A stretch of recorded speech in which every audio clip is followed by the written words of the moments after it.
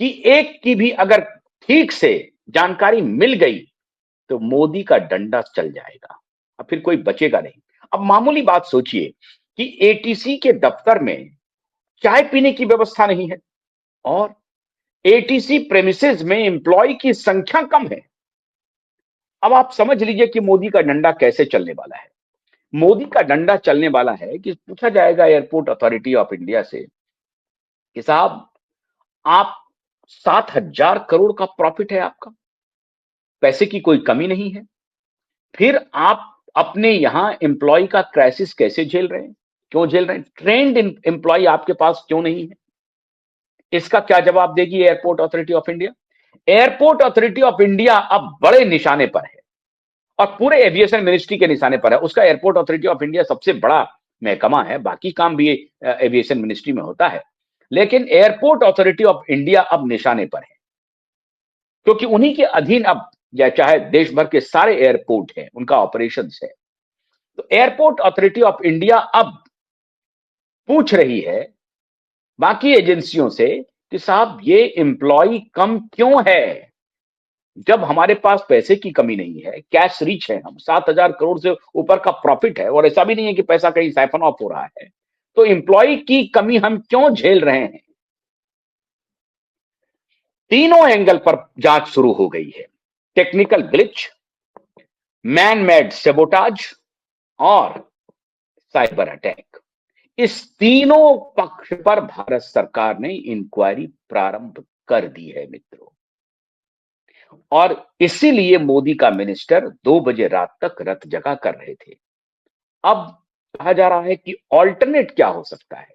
फर्ज कीजिए कि एएमएसएस ब्लॉक हो जाए, काम करना बंद कर दे, तो आपके पास ऑल्टरनेट क्या है? मैनुअली आप करेंगे हैंडल, या कोई आपका कोई सेपरेट टेक्नोलॉजी है जिस पर इमीडिएटली शिफ्ट हुआ जा सकता है? बिल्कुल हुआ जा सकता है। तो सरकार अब यह पता लगा रही है अगर ऐसा है तो हमने बैकअप प्लान क्यों नहीं रखा।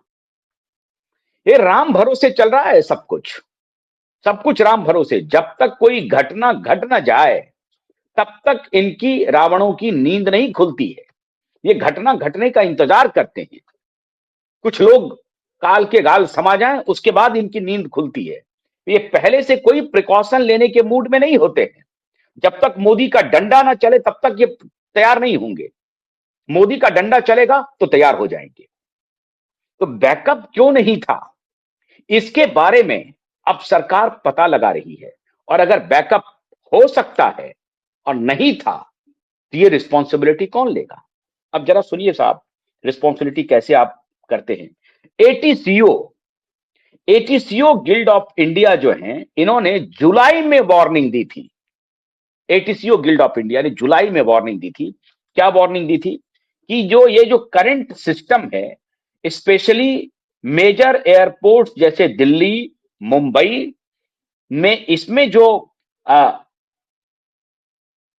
उसको मैं पढ़ के ही सुना रहा हूं। Mumbai have experienced performance degeneration directly impacting operation efficiency and safety margins days after the AI-171। कल भी मैंने इसका आपको जिक्र करके बताया था। क्रैश इन अहमदाबाद MP इन जुलाई 8 जुलाई को ऑटोमेशन सिस्टम में खराबी की बात एटीसीओ ने लिखी थी 8 जुलाई को।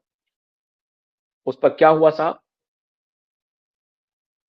8 जुलाई को एटीसीओ ने इसकी सूचना पहले ही दी थी कि ऑटोमेशन में बहुत सारे जो आयाम हैं उसमें गड़बड़ियां हैं, उसमें गड़बड़ियां मिल सकती हैं, इसकी जांच कीजिए। और उसमें भी खास तौर से एएमएसएस में इसमें गड़बड़ियां हो सकती हैं, इसका बैकअप प्लान तैयार करना है। ये जुलाई 2025 में, आज से 5-6 महीने पहले दे दिया था।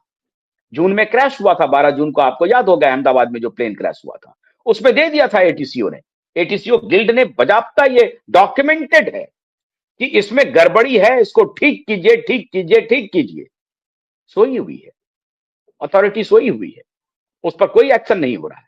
और उसके बाद इतना बड़ा ग्लिच हो गया, 800 से अधिक फ्लाइट रुक गया, 100 ऑफ फ्लाइट्स कैंसिल हो गए, और इसमें वीआईपी पर सबसे अधिक खतरा हो सकता था।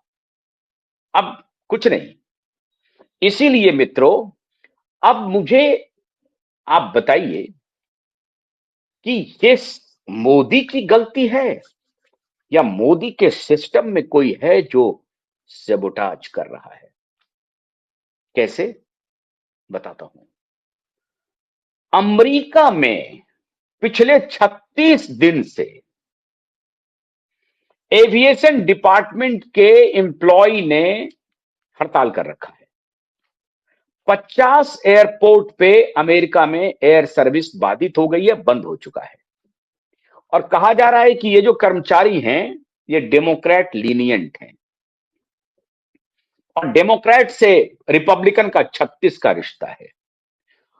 इनका झगड़ा हो गया है।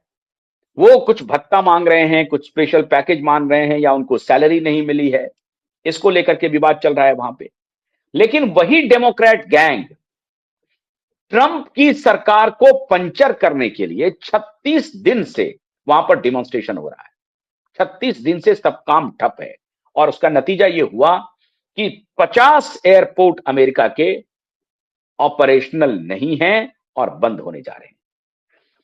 ट्रंप की जो पहली सरकार थी, पहले टर्म में, उसमें भी 35 दिन का स्ट्राइक हुआ था, 35 दिन का, और उस पर भी असर हुआ था।